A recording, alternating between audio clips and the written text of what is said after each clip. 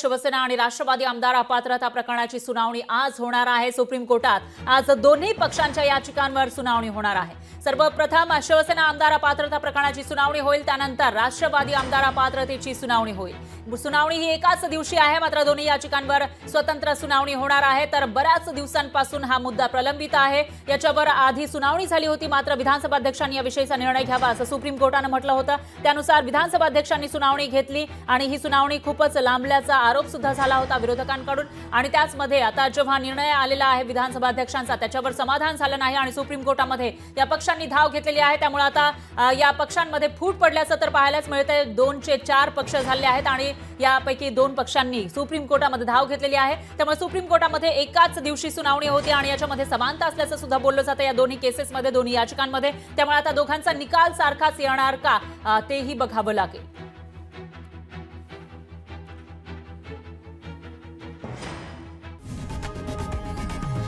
लोकशाही मराठी ऐका, पहा, जागरूक रहा।